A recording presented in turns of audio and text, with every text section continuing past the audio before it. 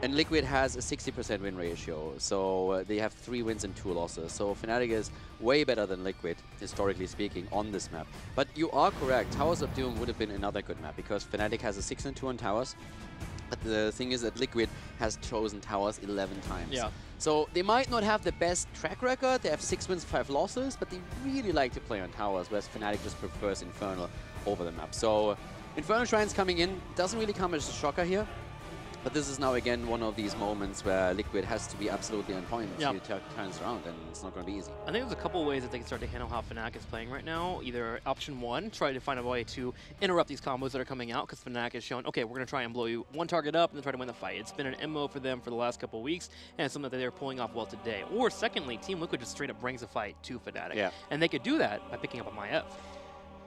I really don't know how this is gonna go now, because I feel like with the setup that we have, there's a good chance that Fnatic today chooses another mage for main and just says, okay, we're gonna play either around Gul'dan, or maybe if they wanna be a bit out of the box, go into Kalphas again, which they have played in part 1 a couple of times. But there's definitely I mean, Team Liquid at this point has to come up with swinging, but they are already in a spot where it's rough. They need to win 3 in a row now. If they lose one more map out of the next potential 3, they will be 2nd seed going into the playoffs and not 1st seed. All right, we'll see what's going to pay off for them. So far, Team Liquid, they've been banning out Maiev, but we'll see if they're going to run with that strat again. And Fnatic has been answering back with a Tracer ban. Team Liquid, will you adjust your drafts here? Because I feel like we need to get it for them. No, they're just going to go ahead and ban Maiev. Nothing from Team Liquid, a hero that they've been very successful with lately. Tracer ban, in my opinion, again. No, Medivh. Ooh. Interesting for me, because Fnatic is notoriously bad with Tracer. They are the team that plays the least Tracer in all of Europe, and the 2 games that they played with Tracer, they both lost. So that's one of the reasons why I felt they banned out Tracer, since they just want to deny it to the opponent. On Infernal Shrines, it seems they're willing to take that trade-off just because Tracer herself doesn't add too much on the shrine, so that they're trying to play around the wave clear. And also, of course, Fnatic has been playing with Hazo and Medivh on this map. I am wondering where Diablo's going to end up, because is this again one of the best, if not the best Diablo map, maybe outside of Tomb? And Fnatic has Breeze, so if they can get him on Diablo, that would be great for them. Typically, he's banned out by the time Fnatic picks him up, which is usually in that 3 to 4 rotation. Yeah. So we'll see if Team Liquid is going to try and snipe him away, or of course ban him later on. Team Liquid thinking pretty heavy about this first pick. Usually that snap Hanzo. Yeah, normally they're going straight into Hanzo, but they lost twice with Hanzo as a first pick now. And they go into an early Garrosh. Okay, so that's already one of those situations where if you pick Diablo, you have to be careful, because if you get flipped and you don't run a double support setup, you at least need some kind of support that can help you out to an extent. That could be still Stukov, I would say. So you could still try and just provide the silence whenever someone gets flipped, or you have someone that has a burst heal available. Or you could just not go for Diablo. Exactly. That's the other tool there. That's the other way. And keep picking up the Anub'arak, which they've had success with, and stopping Garrosh from getting the approach. The Impales have been on point so far. And then you have the Cocoon. So they're going to leave their options up, and they're going to pick Hanzo and Stukov. That could also then lead to Team Liquid banning Diablo, so that would be the use of there. By the way, talking about the setup for them with Anub'arak, because I haven't really pointed out in the last game, but we talked about it in the past. Fnatic has a stellar track record with Anub'arak. They were the team that played Anub'arak while everyone else was still ignoring the bug. Now that we have him more in the meta, more teams are starting to pick him up. But Fnatic has now, after the last victory, 9 games with Anub'arak, and they won 8 out of those. So they have only a single loss. Every single time they're driving a team fight and are really aggressive with the team fights, going in and just cocooning targets, pushing the fight away from it, turning it into a 5 versus 4. They're super successful with that. King of bugs. Or would it be a queen? By far the most successful Anub'arak team in the league. Nobody else is even close. They have an Anub'arak an 88% win ratio, and the next one down in the line is Method with 58%, 7 wins and 5 losses. So Fnatic is just on top of the world when it comes to Anub'arak play. So Stukov and Anub'arak, when we go into the MSB, should be banned out every game from them. Stats-wise. Yeah, that's not quite how it works. That's how it works, Caldor. Okay, yeah. Come on, man. Yes, that's what do you how know? It works. What do you know? You got a hashtag. That's about it. That's all you got. Hashtag Caldor stat. Genji. Being hovered as a ban here for Fnatic. Surprised to see that Genji isn't getting picked up by Fnatic. They, for a couple of weeks, were just beeline to that Genji every time, even first picking him. But they have walked away from a little bit and even thinking about banning him here. Yeah. I actually kind of I feel like I like it in the sense that that Quacknix is currently showing that he has a couple of other heroes to show off, because he was very much on the Genji train for a weekend or two. The Gul'dan pick for Team Liquid is, by the way, something that I personally find pretty cool, because I expected it for Fnatic. So I think for Team Liquid it fulfills a double purpose. They are good with Gul'dan, it's #1, so he fits the map, and you also take a tool away that you expect to Fnatic to at least look at. Diablo ban wouldn't shock me at all, and there we have it. That was more or less expected. Fnatic is, I think, still okay with that. Breeze's reputation on the hero forces so many Diablo bans against them on specific maps. It's actually crazy. What'd you say last week? He has 3 games? He has only 3 games with Diablo, because the hero is always banned out. And if they wanted the hero, they would have to prioritize him so highly that they just say that it isn't worth it. We can still flex Breeze into other heroes quite easily, so we don't have to be on Diablo. But everybody just respects how good Breeze is on the hero, because once you see him play Diablo, all of a sudden he just like bodies everyone. And it's like, oh yeah, that's why we ban that out all the time. Okay, now we remember. And as a Gul'dan player, you do not want to be in a spot where Shadow Charge is coming towards you, setting you up for a kill, especially with the coordination being seen from Fnatic. Now, looking back over to Fnatic with that Diablo ban popping out, I'm still okay with the Anubrak. Wouldn't mind seeing Bad Mini on Blaze once again here, just to make sure that they have that extra protection, that layer there, so Anubrak is able to get back. You could definitely play a Anubrak setup here. You would need a bit more, but this is also another map where you could think about going into Greymane. True. Especially against Garrosh, so you could try and make that play. ETC! We have the ETC set up again. I played it a few times now in Infernal Shrines. And especially against Garrosh, they really like to play with ETC. That's one of the setups where they can try and punish positional mistakes on Garrosh's side, because he doesn't really have that escape. So they've been playing that same strategy, or that same idea behind it now several times. And of course, the follow-up through Stroke of Silence makes the spot even rougher for Garrosh, since he can't really move out. So once the silence and the stun hits, you are definitely in trouble. But it also means that you need someone else that can deliver a fair amount of damage, and that could be Greymane with a Cursed Bullet, and that setup would heavily pressure Garrosh. We'll see if that's coming out here. Don't forget also with the ETC, you can break that Groundbreaker when it comes out by dropping the knockback, making sure that the animation doesn't pop out. Yep. Doesn't go on cooldown, but at least you get away from your opponents. Now, Team Liquid thinking about their 4th and 5th pickup here. Want to see someone that has a finisher available for Team Liquid. I feel it's already rough for them. We could still see a Thrall setup. True. Going triple Orc here, full smoke with Thrall heading into the top lane first, but it's Leoric. Leoric, of course, is super good here. We've seen Thrall play fit too, but with Leoric you always have later on after 13 and 16 very nice shrine control and a lot of damage reduction as well. So Junkrat, of course, with the damage output, it's going to be nice for them too. Having that poke from outside of the shrine, secure a few of those minion stacks and maybe get the Punisher for yourself. The question is, how is Fnatic now going to react? Are we going to see Greymane? Are they going to play that, even though they this time don't have a Zarya to provide the extra shield? Are they still confident in Quacknix rocking the hero here? Keep in mind, with Greymane, they are 12-2. If they go Greymane, they got to find ways to get to that Gul'dan, because the poke between Gul'dan and Junkrat will be really annoying for him. Even Stukov to a degree, having a hard time healing that all out. I think with Greymane, they're just going to blow Garrosh apart every single time they see him. If they can find the fix, it's going to be a Tychus. I like that we see a bit more Tychus. That makes so much sense to me. We've been talking about this for 2-3 weeks now, that Tychus would actually fit here. And Europe has been not looking as much on Tychus as other regions have, but now in the last, yesterday and today, we're seeing a bit more Tychus play against Diablo, against Garrosh. It makes a lot of sense, and I like that setup here from them. We used to have him very weak when Diamond Skin was playing, but even Diamond Skin pulled away from him a little bit. Yeah. Just even the Odin by itself on this battleground, even for not wanting to burn down tanks, is very helpful for securing that Punisher. And then even if you don't have to use Odin on the Punisher, you can use it for the pushes. So we have that Odin, that transformation available. It's not like Tychus isn't played at all. So we have seen Tychus 30 times in Europe in 2018, and that's out of 200 games that have been played. So just to give you a slight idea. And Team Liquid, Fnatic has actually played him twice. One game was successful, the other one was a defeat. So this is the 3rd time now that we're seeing them. And once more, they have a 2 lead in the series. If now Fnatic takes another win, now would mean that they claim victory, and that Method has the number 3 spot in the rankings, and Team Liquid would drop down to number 4, which would put them into the 2nd seed position for the playoffs next week. Who do you like here for late game, as we're about to get ready to go to game number 3? Because Gul'dan and Junkrat. I actually still like Fnatic with Big Red Button on 20, having Blaze with all survivability, ETC. I like Fnatic's level 20 a lot. Well, let's go into game number 3. Fnatic up 2-0, and Fnatic will be here on the left side. Playing ETC is going to be Breeze, Smexy on Stukov, Quetnix on Tychus, Minute on Hanzo, and Bad Benny is going to blaze it up. And over to the right side of the map, we have Eternal playing Leoric now for Team Liquid. Nurok, of course, on Gul'dan with Hazobs on Junkrat. Splendor on Malfurion and Sportbilly again on Garrosh. Second time in a row now. Lost out on the last game, where he didn't have quite the impact that we was hoping for. But at this point, again, the question, who is going to take it here? We have already the ETC setup, a lot of stuns for the front lines. There's definitely heavy damage potential against Garrosh himself, even more so now that we have Tychus in play. Displacement is on the side of Team Liquid though, and they're already using it against Bad Benny, but here comes the silence! And the quick jet propulsion onto Garrosh.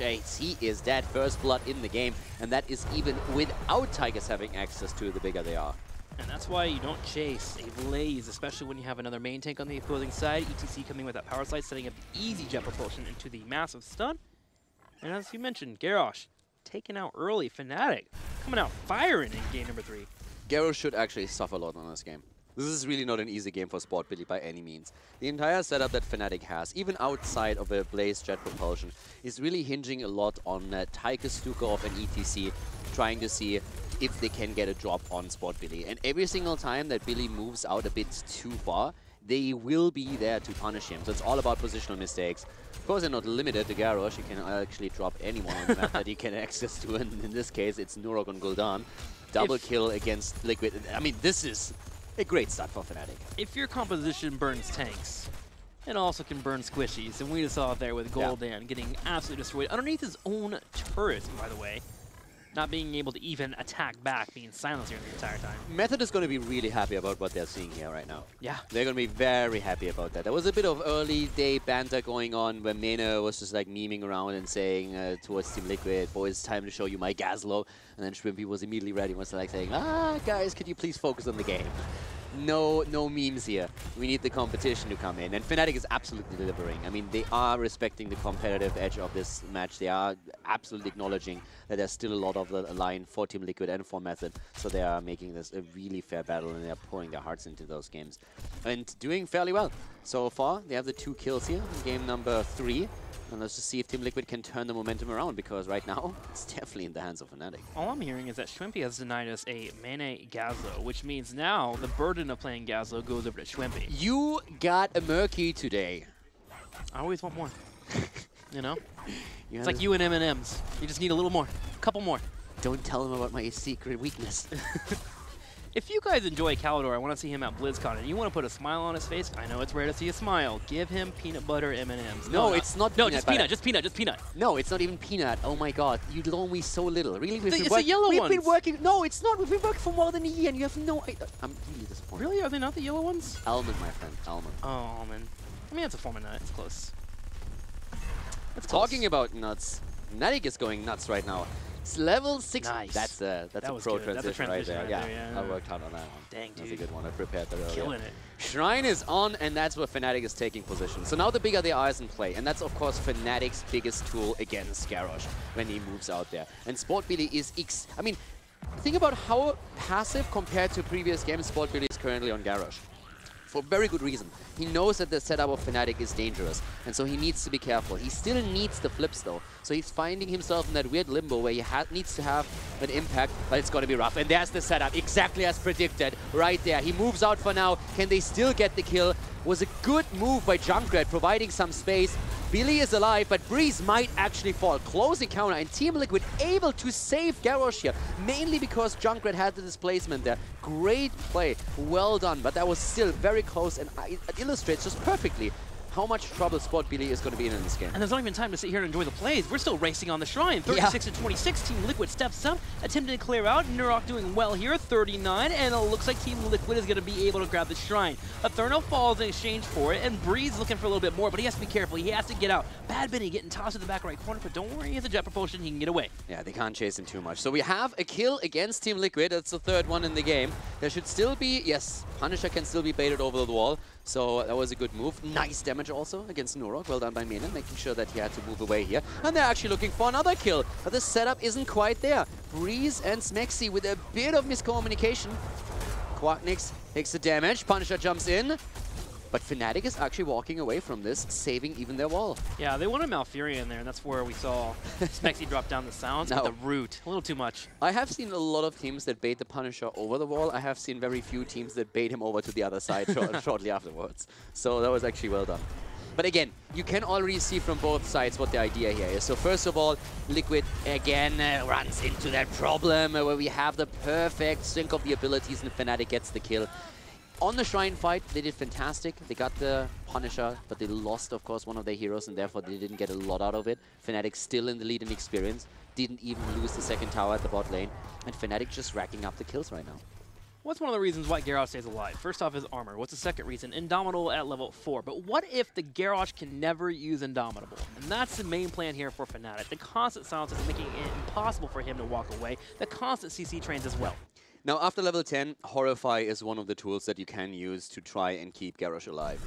Silence on the side of Malfurion, not even so much, because you have to go way too deep to actually connect with, let's say, Stukov. But another tool that we could see is, of course, Junkrat if he gets the displacement. You need to create some space to keep Garrosh alive here. And we still have Billy with the opportunity to take out Benny, and they get the kill. Well done. First kill for Liquid in this game. Yeah, they find a nice little 4-man gank, but still they're behind in experience. It's Fnatic's about to hit level 10. They've taken the time here to move in for the mercenary camps on the bottom right due to Team Liquid being in the top lane. So Fnatic will have their own little bit of a counter pressure, but as you mentioned, Team Liquid at least finding something and getting on the scoreboard.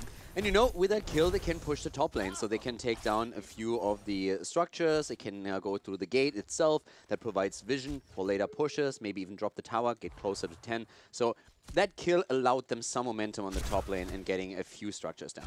But with level 10, we now have, as expected, the talents on the side of Team of Fnatic. Pretty, I mean, what you would expect. Hanzo with the arrow, Odin, ETC still thinking about going into Mosh here, whereas on the side of Team Liquid, there's still a chance that Tranquility is going to be chosen by Malfurion if he feels that that's the best way to keep the front line alive when Fnatic is trying to pop their combo. I wouldn't mind a stage dive here if Fnatic is thinking about it. Having stage dive allows you to jump on Junkrat when he's going for the Riptire and try to stop him from being able to get that perfect Riptire off. Also, Gul'dan's a nice little prime target. You have to be careful though. Of course, when you're diving in, you want to make sure that you are in a spot where you can make it to your team with a power slide.